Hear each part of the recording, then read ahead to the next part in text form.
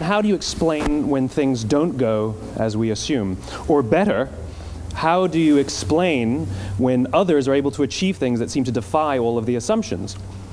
For example, why is Apple so innovative? Year after year after year after year, they're more innovative than all their competition. And yet, they're just a computer company. They're just like everyone else. They have the same access to the same talent, the same agencies, the same consultants, the same media. Then why is it that they seem to have something different? Why is it that Martin Luther King led the civil rights movement? He wasn't the only man who suffered in a pre-civil rights America, and he certainly wasn't the only great orator of the day. Why him? And why is it that the Wright brothers were able to figure out controlled powered manned flight when there were certainly other teams who were better qualified, better funded, and they didn't achieve powered manned flight, and the Wright brothers beat them to it? There's something else at play here. About 3.5 years ago, I made a discovery, and this discovery profoundly changed my view on how I thought the world worked, and it even profoundly changed the way in which I operate in it. As it turns out, there's a pattern. As it turns out, all the great and inspiring leaders and organizations in the world, whether it's Apple or Martin Luther King or the Wright brothers, they all think, act, and communicate the exact same way, and it's the complete opposite to everyone else. All I did was codify it. And it's probably the world's simplest idea. I call it the golden circle.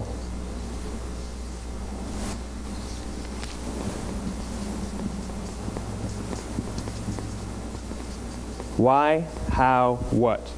This little idea explains why some organizations and some leaders are able to inspire where others aren't. Let me define the terms really quickly. Every single person, every single organization on the planet knows what they do, 100%. Some know how they do it, whether you call it your differentiating value proposition or your proprietary process or your USP. But very, very few people or organizations know why they do what they do. And by why, I don't mean to make a profit. That's a result. It's always a result. By why, I mean what's your purpose? What's your cause? What's your belief? Why does your organization exist? Why do you get out of bed in the morning? And why should anyone care? Well, as a result, the way we think, the way we act, the way we communicate is from the outside in. It's obvious. We go from the clearest thing to the fuzziest thing. But the inspired leaders and the inspired organizations, regardless of their size, regardless of their industry, all think, act, and communicate from the inside out. Let me give you an example. I use Apple because they're easy to understand and everybody gets it. If Apple were like everyone else, a marketing message from them might sound like this: we make great computers. They're beautifully designed, simple to use, and user-friendly. Want to buy one? Meh. And that's how most of us communicate. That's how most marketing is done, that's how most sales is done, and that's how most of us communicate interpersonally. We say what we do, we say how we're different or how we better, and we expect some sort of behavior, a purchase, a vote, something like that. Here's our new law firm. We have the best lawyers with the biggest clients. We have, we always perform for our clients, do business with us. Here's our new car. It gets great gas mileage. It has, leather seats. Buy our car. But it's uninspiring. Here's how Apple actually communicates. Everything we do, we believe in challenging the status quo. We believe in thinking differently.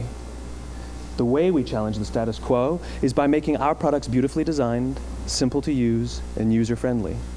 We just happen to make great computers. Want to buy one? Totally different, right? You're ready to buy a computer from me. All I did was reverse the order of the information. What it proves to us is that people don't buy what you do, people buy why you do it. People don't buy what you do, they buy why you do it. This explains why every single person in this room is perfectly comfortable buying a computer from Apple. But we're also perfectly comfortable buying an MP3 player from Apple, or a phone from Apple, or a DVR from Apple. But as I said before, Apple's just a computer company. There's nothing that distinguishes them structurally from any of their competitors. Their competitors are all equally qualified to make all of these products. In fact, they tried. A few years ago, Gateway came out with flat screen TVs. They're eminently qualified to make flat screen TVs. They've been making flat screen monitors for years. Nobody bought one. And Dell came out with MP3 players and PDAs. And they make great quality products, and they can make perfectly well-designed products, and nobody bought one.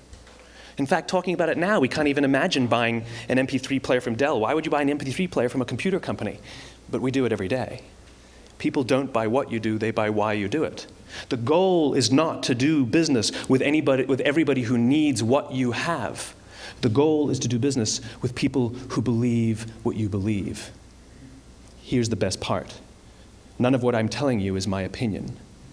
It's all grounded in the tenets of biology, not psychology, biology.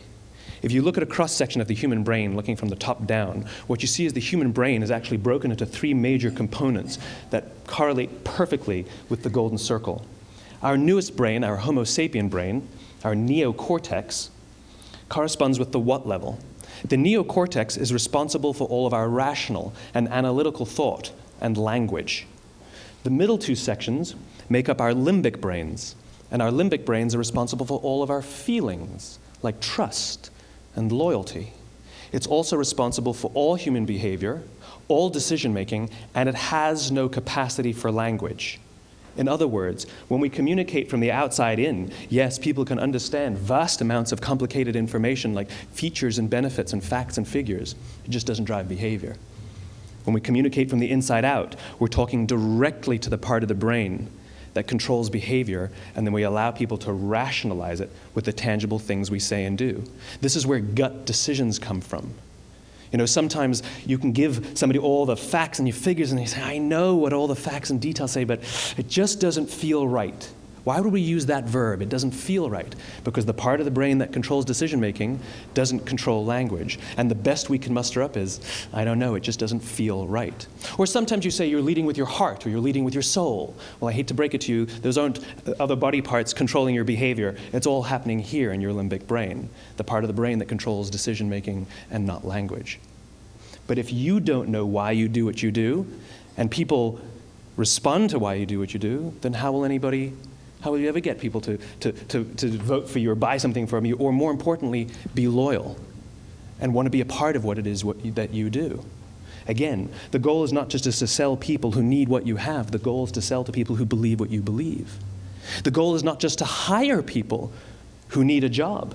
It's to hire people who believe what you believe. I always say that, you know, there's, if you hire people just because they can do a job, they'll work for your money. But if you hire people who believe what you believe, they work for you with blood and sweat and tears. And nowhere else is there a better example of this than with the Wright brothers. Most people don't know about Samuel Pierpont Langley. And back in the early 20th century, the pursuit of powered man flight was like the dot-com of the day. Everybody was trying it. And Samuel Pierpont Langley had what we assume to be the recipe for success. I mean, even now, you ask people, why did your product or why did your company fail? And people always give you the same permutation of the same three things. Undercapitalized, the wrong people, bad market conditions. It's always the same three things. So let's explore that. Samuel Pierpont Langley was given $50,000 by the War Department to figure out this flying machine. Money was no problem. He held a seat at Harvard and worked at the Smithsonian and was extremely well connected. He knew all the big minds of the day. He hired the best minds money could find, and the market conditions were fantastic. The New York Times followed him around everywhere, and everyone was rooting for Langley. And how come we've never heard of Samuel Pierpont Langley? A few hundred miles away in Dayton, Ohio, Orville and Wilbur Wright. They had none of what we consider to be the recipe for success. They had no money. They paid for their dream with the proceeds from their bicycle shop. Not a single person on the Wright brothers' team had a college education, not even Orville or Wilbur. And the New York Times followed them around nowhere. The difference was Orville and Wilbur were driven by a cause, by a purpose, by a belief. They believed that if they could figure out this flying machine, it'll change the course of the world. Samuel Pierpont Langley was different. He wanted to be rich, and he wanted to be famous. He was in pursuit of the result. He was in pursuit of the riches. And lo and behold, look what happened.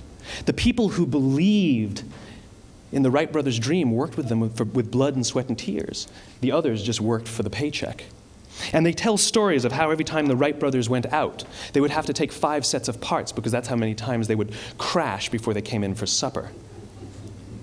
And eventually, on December 17th, 1903, the Wright brothers took flight. And no one was there to even experience it. We found out about it a few days later. And further proof that Langley was motivated by the wrong thing, the day the Wright brothers took flight, he quit. He could have said, "That's an amazing discovery, guys, and I will improve upon your technology." But he didn't. He wasn't first. He didn't get rich. He didn't get famous. So he quit. People don't buy what you do, they buy why you do it. And if you talk about what you believe, you will attract those who believe what you believe. Well, why is it important to attract those who believe what you believe? Something called the law of diffusion of innovation. And if you don't know the law, you definitely know the terminology. The first 2.5% of our population are our innovators. The next 13.5% of our population are our early adopters. The next 34% are your early majority, your late majority, and your laggards. The only reason these people buy touch-tone phones is because you can't buy rotary phones anymore. We all sit at various places at various times on the scale, but what the law of diffusion of innovation tells us is that if you want mass market success or mass market acceptance of an idea, you cannot have it until you achieve this tipping point between 15 and 18% market penetration, and then the system tips. And I love asking businesses, what's your conversion on new business? And they love to tell you, oh, it's about 10%, proudly. Well, you can trip over 10% of the customers. We all have about 10% who just get it. That's how we describe them, right? That's like that gut feeling, oh, they just get it. The problem is, how do you find the ones that just get it before you're doing business with them versus the ones who don't get it? So it's this here, this little gap, that you have to close, as Geoffrey Moore calls it, crossing the chasm. Because you see, the early majority will not try something until someone else has tried it first. And these guys, the innovators and the early adopters, they're comfortable making those gut decisions. They're more comfortable making those intuitive decisions that are driven by what they believe about the world and not just what product is available. These are the people who stood online for 6 hours to buy an iPhone when they first came out, when you could have just walked into the store the next week and bought one off the shelf. These are the people who spent $40,000 on flat-screen TVs when they first came out, even though the technology was substandard. And by the way, they didn't do it because the technology was so great. They did it for themselves. It's because they wanted to be first. People don't buy what you do, they buy why you do it. And what you do simply proves what you believe. In fact, people will do the things that prove what they believe. The reason that person bought the iPhone in the first 6 hours, or stood in line for 6 hours, was because of what they believed about the world and how they wanted everybody to see them. They were first. People don't buy what you do, they buy why you do it. So let me give you a famous example, a famous failure and a famous success of the law of diffusion of innovation. First, the famous failure. It's a commercial example. As we said before a second ago, the recipe for success is money and the right people and the right marketing conditions, right? You should have success then. Look at TiVo. From the time TiVo came out about 8 or 9 years ago to this current day, they are the single highest quality product on the market. Hands down, there is no dispute. They were extremely well-funded. Market conditions were fantastic. I mean, we use TiVo as a verb. I TiVo stuff on my piece of junk Time Warner DVR all the time. But TiVo is a commercial failure. They've never made money. And when they went IPO, their stock was at about $30 or $40 and then plummeted, and it's never traded above 10. In fact, I don't think it's even traded above 6, except for a couple of little spikes. Because you see, when TiVo launched their product, they told us all what they had. They said, we have a product that pauses live TV, skips commercials, rewinds live TV, and memorizes your viewing habits without you even asking. And the cynical majority said, we don't believe you, we don't need it, we don't like it, you're scaring us. What if they had said, if you're the kind of person who likes to have total control over every aspect of your life, boy, do we have a product for you. It pauses live TV, skips commercials, memorizes your viewing habits, etc., etc. People don't buy what you do, they buy why you do it, and what you do simply serves as the proof of what you believe. Now let me give you a successful example of the law of diffusion of innovation. In the summer of 1963, 250,000 people showed up on the Mall in Washington to hear Dr. King speak. They sent out no invitations, and there was no website to check the date. How do you do that? Well, Dr. King wasn't the only man in America who was a great orator. He wasn't the only man in America who suffered in a pre-civil rights America. In fact, some of his ideas were bad. But he had a gift. He didn't go around telling people what needed to change in America. He went around and told people what he believed. I believe, I believe, I believe, he told people. And people who believed what he believed took his cause and they made it their own, and they told people. And some of those people created structures to get the word out to even more people. And lo and behold, 250,000 people showed up on the right day, on the right time to hear him speak. How many of them showed up for him? 0. They showed up for themselves. It's what they believed about America that got them to travel on a bus for 8 hours to stand in the sun in Washington in the middle of August. It's what they believed, and it wasn't about black versus white. 25% of the audience was white. Dr. King believed that there are 2 types of laws in this world, those that are made by a higher authority and those that are made by man. And not until all the laws that are made by man are consistent with the laws that are made by the higher authority will we live in a just world. It just so happens that the civil rights movement was the perfect thing to help him bring his cause to life. We followed him not for him, but for ourselves. And by the way, he gave the I have a dream speech, not the I have a plan speech. Listen to politicians now with their comprehensive 12-point plans. They're not inspiring anybody. Because there are leaders and there are those who lead. Leaders hold a position of power or authority, but those who lead inspire us. Whether they're individuals or organizations, we follow those who lead, not because we have to, but because we want to. We follow those who lead, not for them, but for ourselves. And it's those who start with why that have the ability to inspire those around them or find others who inspire them. Thank you very much.